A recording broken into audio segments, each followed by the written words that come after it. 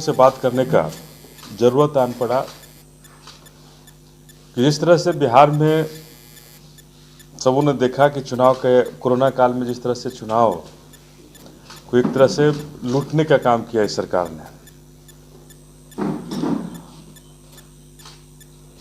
जनता का भरोसा पर कहीं भी खरा नहीं उतरा, फिर भी जो जनता का जो मान और सम्मान था उसको इस सरकार ने लूटने का काम किया और लूट करके फिर से गद्दी पर बैठने का काम इस सरकार ने किया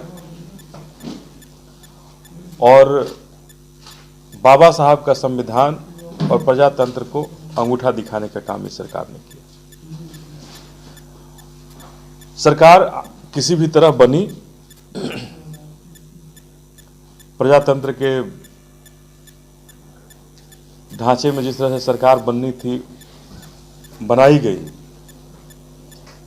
बनने के बाद कुछ कहा नहीं जा सकता है, फिर वो जनता की सरकार हो जाती है। लेकिन जब से ये सरकार बनी है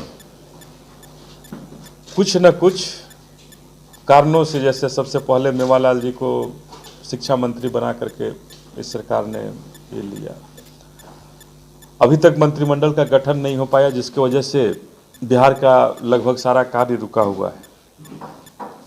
तो ये नीतीश कुमार जी की लाचारी भी कहीं ना कहीं बता रही है कि सरकार चलाना उतना आसान नहीं है। इस 15 साल के बाद जो जनादेश का अनादर करके जो सरकार चलाई जा रही है वो आसान नहीं है चला पाना।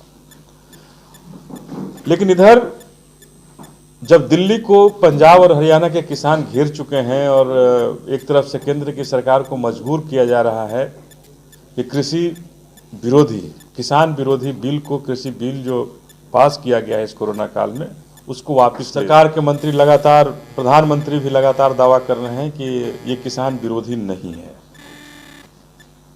एमएसपी को अगर हटाना किसान विरोधी नहीं है, बाजार को हटाना किसान विरोधी नहीं है,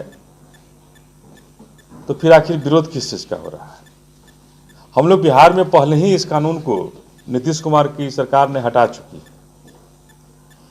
इसका खामियाजा बिहार के किसान भुगत रहे हैं कि जहां 1868 का धान 1100 में किसान बेचने को विवश हैं, किसी भी तरह का उन्हें कोई भी बोनस की तो बात ही दूर दूर तक नहीं हो पा रही है। बगल के राज्य बोनस भी दे रहे हैं, लेकिन बिहार राज्य में आज तक धान का एक भी क्रय केंद्र नहीं खुला पाना। तो मेरा सीधा सीधा मुख्यमंत्री जी से एक सवाल है कि आखिर कब बिहार में कृषि केंद्र खुलेगा? और बिहार में अगर कृषि केंद्र नहीं खुलेगा, मुख्यमंत्री जी कृषि केंद्र नहीं खोलेंगे, तो क्या बिहार के किसानों का धान मुख्यमंत्री के एक अन्य मार्ग में पहुंचाया जाए जिससे उनकी नींद खुले? बिहार के किसान बिचौलियों के मार्फत 1100 में धान, पूरे बिहार में धान बेचने को विवश हो रहे हैं।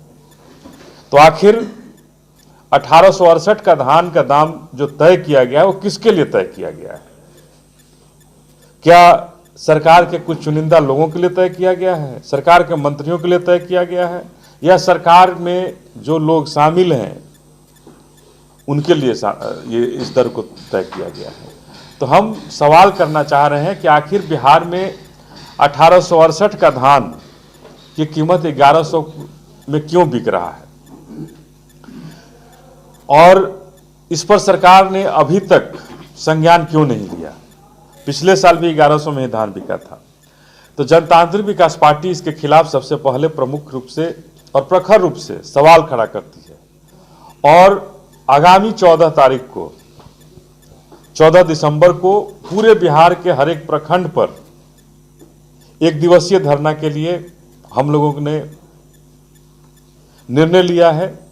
अभी पार्टी की बैठक हुई थी, उस पार्टी की बैठक में तय किया गया है कि 14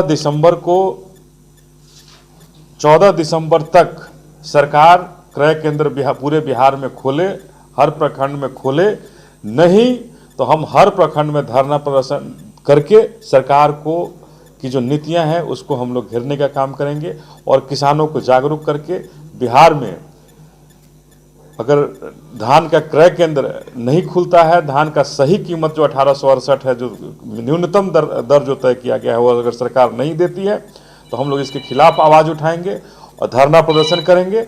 और उस धरना प्रदर्शन में हम लोग तय करेंगे, हो सकता है कि हम लोग ये तय करें कि 1 हफ्ता 10 दिन के बाद उन सारे धानों को लेकर किसान पटना एक अन्य मार्ग भी पहुंच सकते हैं धरना प्रदर्शन के बाद, कि हम अपने अपने धान को लेकर के मुख्यमंत्री के यहाँ जाएंगे और वहीं बेचेंगे जहां से हमारा सही दाम मिले।